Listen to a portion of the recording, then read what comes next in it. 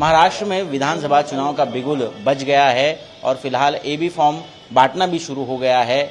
उम्मीदवारों के नाम भी घोषित हो रहे हैं। हमारे साथ वांद्रेपुर से ठाकरे की शिवसेना के उम्मीदवार वरुण सरदेसाई जी है, उनसे जानने की कोशिश करेंगे। वरुण जी, कितना बड़ा चैलेंज है, क्योंकि मातोश्री के आंगन में आप ये चुनाव लड़ने जा रहे हैं और आप ही के साथ कभी रहने वाले आपके दोस्त आपके खिलाफ खड़े हैं।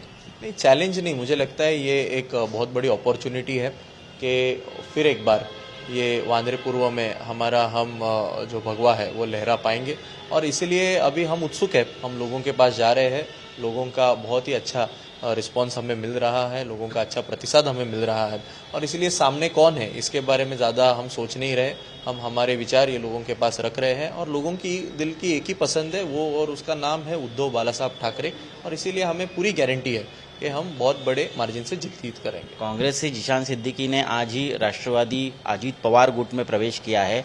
उनका तो कहना है कि ये सीट पारंपरिक तौर पर कांग्रेस की थी, ये अब उद्धव ठाकरे की शिवसेना को चली गई, ये दुर्दैव है। और वो कह रहे हैं कि हम नहीं जानते कि वरुण सरदेसाई कौन है, मैंने तो यहाँ पर पूर्व मेयर को हराया था, तो मैं और बहुत बड़े वोटिंग परसेंटेज से यहाँ पर जीतूंगा।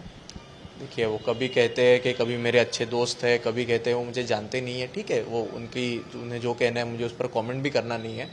पर 2019 में हमारे वो जो जब चुनकर आए थे तब हमारे ही दो कैंडिडेट इस इलेक्शन में लड़े थे। एक रिबेल कैंडिडेट थे, एक हमारे ऑफिशियल कैंडिडेट थे, और हमारे ही वोट बढ़ गए थे। इस बार ये होगा नहीं। इस बार लोगों ने ही तय किया है कि हम आपस में हमारे वोट बंटने देंगे नहीं, कटने देंगे नहीं। और हमारे पूरी ताकत हम शिवसेना उद्धव बाला साहब ठाकरे और महाविकास आघाड़ी के पीछे खड़ी करेंगे।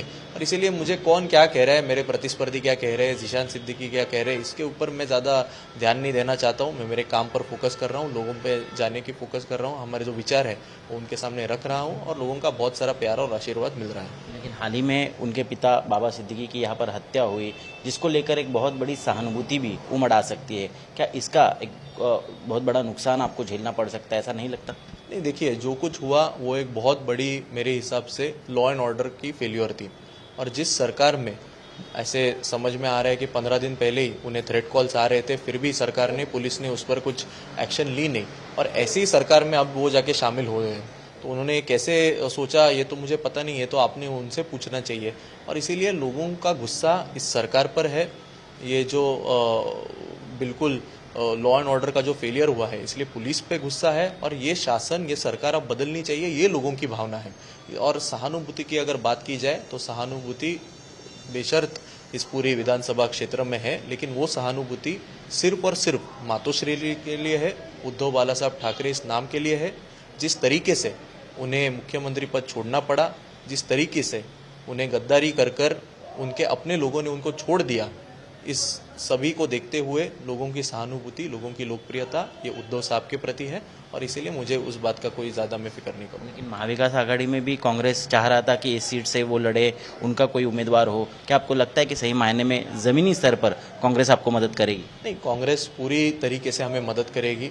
पहली बार हम महाविकास आघाड़ी के माध्यम से ये चुनाव लड़ रहे हैं, और इसीलिए सिर्फ वांद्रे पूर्व नहीं, हर एक सीट पर तीनों पार्टियों को लग रहा था कि ये सीट हमें छूटनी चाहिए। कार्यकर्ताओं की वो भावना होती है, हर एक सीट पर वहाँ के इच्छुक उम्मीदवार होते हैं, उसमें और कुछ गैर भी नहीं है।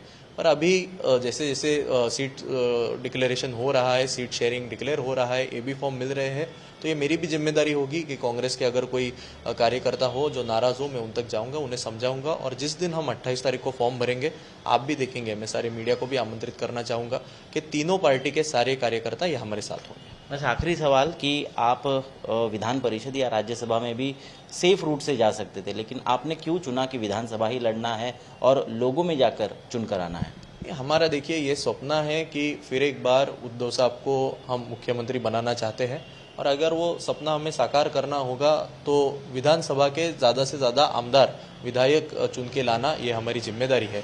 और इसलिए हर एक विधानसभा क्षेत्र से अच्छे विधायक आने चाहिए, ऐसे विधायक आने चाहिए जो शिवसेना का नाम बड़ा करे, फिर एक बार उद्धव साहब को मुख्यमंत्री बनाए। और इसीलिए हम अब सब, आदित्य जी भी इस रेस में उतर गए हैं, हम भी उतर गए हैं, बहुत सारे युवा शिवसेना के पार्टी की ओर से उतर गए हैं। क्या कांग्रेस और शरद पवार गुट राजी होंगे इस बात की? देखिए, हम शिवसैनिक हैं, हमारी ये दिल की इच्छा है कि उद्धव साहब मुख्यमंत्री हो। अब ये सब बड़े लेवल के निर्णय हैं, वो बड़े नेता लेंगे।